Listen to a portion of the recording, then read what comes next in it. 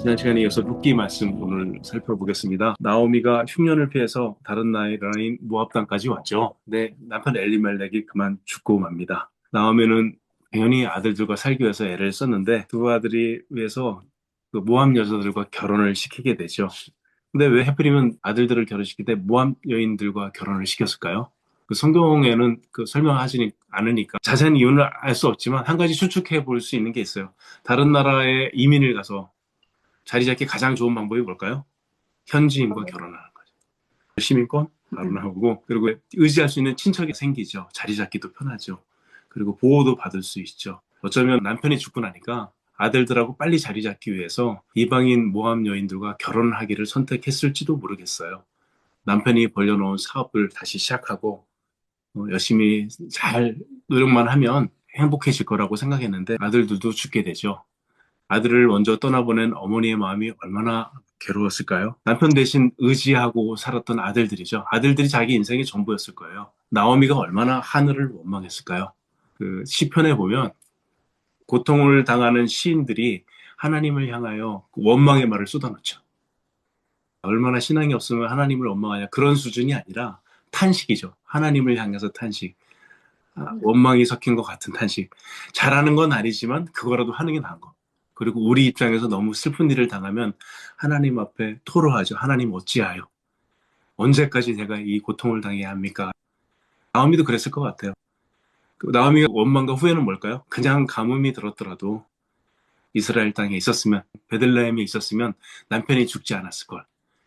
그 이민에 와서 남편이 죽은 다음에도 죽자마자 아들들하고 다시 돌아갔으면 아들들이 죽지 않았을 걸. 온갖 후회를 다 했겠죠.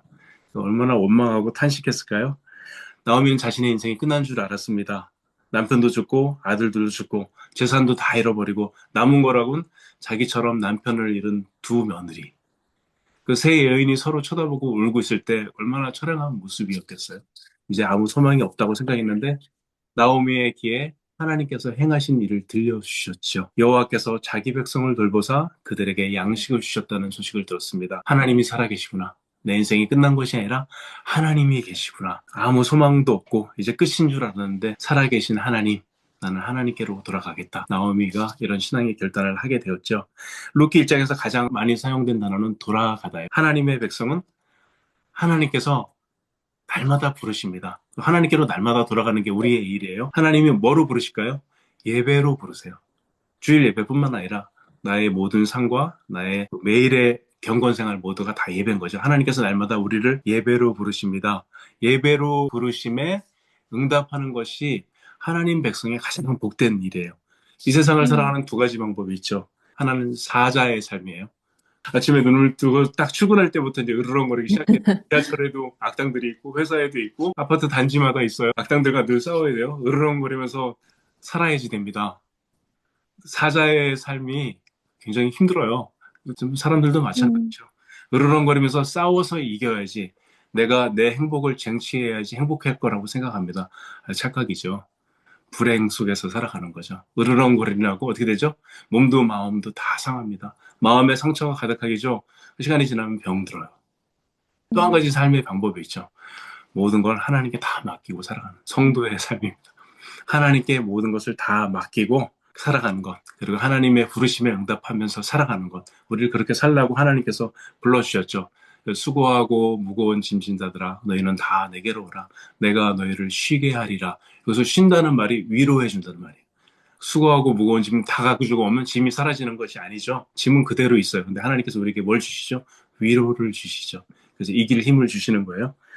나오미는 예배로 부르시는 하나님의 음성을 듣고 그 음성에 응답한 것입니다. 하나님이 돌보시고 계시구나. 이것을 깨닫고 예배의 부르심에 응답하기 위해서 돌아가기로 마음을 먹었습니다. 처음에는 두 며느리가 함께 유다 땅으로 출발했던 것 같아요. 성경 말씀 읽어보면 같이 출발하다가 가던 중에 나오미의 마음에 변화가 일어납니다. 나오미는 며느리에게 각기 집으로 돌아가라고 말했던 것이죠. 두 며느리는 나오미의 소리를 듣고 소리 높여 옵니다. 그러자 재차 나오미가 얘기합니다. 돌아가라고. 오르바와 룻은 시어머니 권면을 듣고 서로 다른 결정을 내리죠. 그들이 소리를 높여 다시 울더니 오르바는 그의 시어머니에게 입맞추되 룻은 그를 부추쳤더라. 오르바는 고향으로 돌아가고 룻은 시어머니 나오미를 쫓아가는 길을 선택합니다. 인생은 선택의 연속이죠. 가뭄이 들어서 모압 땅으로 이주하기로 선택했고 엘리멜렉이 죽자 거기에 남아서 아들들을 결혼시키기로 선택했고 그리고 이제 다 죽게 되자 다시 고향 땅으로 돌아가기로 선택했고 며느리들에게 돌아가라고 선택하라고 말하죠. 우리도 인생을 살아가면서 매일같이 뭔가를 선택하게 돼요. 여러 번 선택을 하게 됩니다. 오르바와 룻의 결정이 쉬운 결정이었을까요? 쉬운 결정이 아니에요. 쉬운 선택이 아니에요. 만약에 그 시어머니를 따라가면 어떻게 될까요? 다른 나라 가서, 외국에 가서 남편도 없이 시어머니만 믿고 의지하고 살아야 되는데 아무 힘없는 여자잖아요. 어떻게 살겠어요? 집으로 돌아가면 어떻게 돼요? 어쨌든 가족들이 있잖아요. 먹고 사는 문제와 안전의 문제는 해결돼요. 여러분도 어떤 걸 선택하시겠어요? 우리 누구도 오르바가 선택한 것을 비난할 수 없어요. 저라도 오르바처럼 했을 것 같아요. 우리들도 마찬가지입니다. 뭔가 결정을 해야 돼요. 어떻게 결정하세요, 여러분들? 기독교 서적 가운데 항상 인기가 있는 책이 있어요. 복 받는 방법에 대한 책은 항상 베스트셀러예요. 2번은 기도에 대한 책이에요.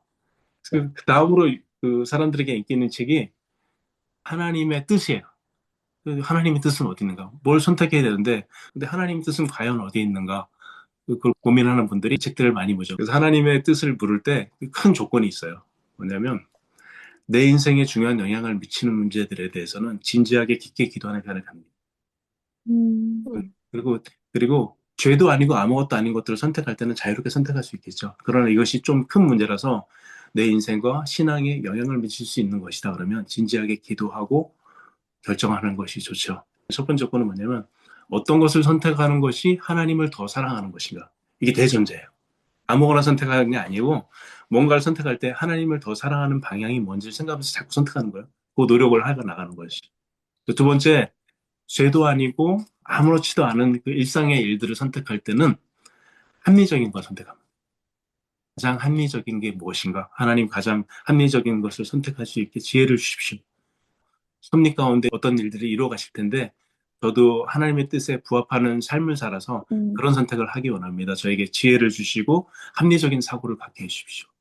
세 번째는 이 모든 것들을 놓고 하나님을 의지하는 거예요. 기도하는 거예요.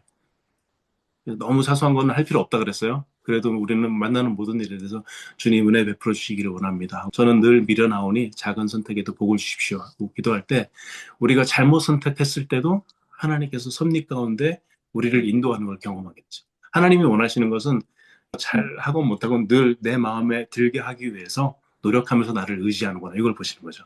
이렇게 생각하고 선택하면 너무 이렇게 조바심 내면서 고민하면서 선택하지 않게 되죠. 이 대원리 가운데 선택하는 것이 가장 좋은 것이라고 생각하게 됩니다. 나오미는 떠나가지 않겠다는 룻을 또 설득하죠. 룻은 거부하고 시어머니와 함께 떠나가겠다고 얘기하죠. 16, 17절의 말씀을 제가 읽어볼게요. 룻이 이르되 내게 어머니를 떠나며 어머니를 따르지 말고 돌아가라 강권하지 마옵소서. 어머니께서 가시는 곳에 나도 가고 어머니께서 머무시는 곳에서 나도 머물겠나이다. 어머니의 백성이 나의 백성이 되고 어머니의 하나님이 나의 하나님이 되시리니 어머니께서 죽으시는 곳에서 나도 죽거니 거기에 묻힐 것이라. 만일 내가 죽는 일 외에 어머니를 떠나면 여호와께서 내게 벌 내리시고 더 내리시기를 원하나이다. 아, 굉장히 아름다운 신앙 고백이죠. 어머니를 너무 사랑해서 어머니 옆에서 죽겠습니다. 이런 의미가 아니라 하나님께로 돌아가겠다는 신앙 고백인 것이죠. 룻은 어떻게 이런 신앙을 가지게 되었을까요? 룻은 원래 그 모함 여자니까 우상을 섬기던 사람이잖아요. 시집을 와서 하나님을 섬기는 남편과 있게 되었습니다. 룻의 남편이 들려줬겠죠. 하나님이 어떤 분인지. 우리 하나님은 천지를 창조하시고 아브라함과 이삭과 야곱과에 대한 얘기를 하고 노아에 대한 얘기도 했겠죠. 그리고 어떻게 애굽 땅 종되었던 집에서 구원받았는지 홍해 바다를 거르고 기적처럼 돌아왔는지 이때가 사사 시대였거든요. 그 사사들에 대한 이야기도 했겠죠. 어떻게 민족을 구했는지 그 하나님이 어떻게 자기에게 복을 주셨는지 이런 얘기를 했겠죠. 시어머니 나오미도 마찬가지죠. 며느리와 함께 일하면서 밥하고 설거지하고 빨래하고 그리고 들에 나가서 일하면서 하나님께 기도하고 하나님을 섬기는 시어머니를 계속 봐왔습니다. 나오미는 하나님의 백성이어서 어떤 일을 만나든지 하나님께 기도했겠죠. 남편이 죽었을 때 가슴을 치며 그래도 하나님께 기도하는 나오미를 봤을 거예요. 그리고 아들이 죽었을 때, 자기의 남편이 죽고 시동생이 죽었을 때도 하나님 앞에 같이 울면서 기도했고 그 하나님이 자기에게 응답해 주셨죠. 이 과정에서 룻에게 여호와 하나님을 믿는 신앙이 생겨난 것입니다.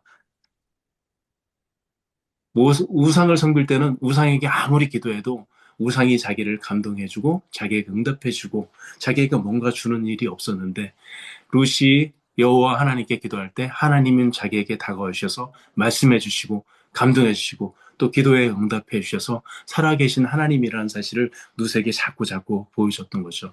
나무와 돌로 만든 우상이 아니라 눈에 보이지 않는 하나님이 살아계신 하나님이라는 것을 룻은 경험해서 알게 되었습니다. 그렇기 때문에 룻은 시어머니를 따라가기로 결정 내렸던 것입니다. 우리들도 마찬가지죠. 우리에게는 나오미와 같은 시어머니가 없을지 몰라요. 그리고 우리에게는 나오미와 같은 신앙의 선배가 있어서 우리에게 신앙을 잘 가르쳐 주는 일이 없었을지도 몰라요. 그러나 하나님께서 룻을 부른 것처럼 우리도 불러주셨습니다. 이상하게도 남들은 믿지 않는데 나는 하나님이 믿어져. 이상하게도 나는 예수님이 좋아요. 길 가다가 십자가를 보는데 마음이 끌려. 예배드리는 게 좋고 찬송가를 듣는 게 좋고 남들은 싫다고 하는데 나는 하나님께로 가까이 가는 게 좋다는 마음이 자꾸 자꾸 생겨나게 되죠. 하나님께서 우리도 그렇게 불러주신 거죠. 각 사람의 처지가 다르지만 그렇게 우리를 부르고 불러주셔서 룻이 나오미의 하나님을 믿었던 것처럼 우리도 하나님을 섬기고 믿을 수 있게 해주신 것입니다. 우리 모두 하나님께서 그렇게 불러주셨습니다. 각자의 처지는 다르고 상황은 다르고 환경은 다르지만 어렸을 때부터 교회 다닌 분도 있고 어른이 돼서 믿은 분도 있지만 하나님께서 룻을 부르듯이 우리들도 불러주셔서 우리도 하나님의 백성이 되었습니다. 나오미의 하나님이 우리의 하나님이 되었고 우리도 룻처럼 하나님을 섬기는 자라고 신앙 고백할 수 있는 사람들이 되었습니다. 그리고 룻이 신앙의 여행을 떠난 것처럼 우리들도 신앙의 여행을 떠날 수 있게 하나님께서 해주셨죠. 룻이 결단하고 떠나는 신앙의 모험이 뭘까요? 신앙의 모험이 뭐라고 생각하세요? 신앙의 모험은 그 허황된 목표를 정해놓고 믿습니다 하고 기도하는 게 신앙의 모험이 아니에요. 진정한 신앙의 모험은 뭐예요? 하나님을 사랑하기로 선택하는 것이 신앙의 모험. 룻은 그 일을 해낸 것입니다.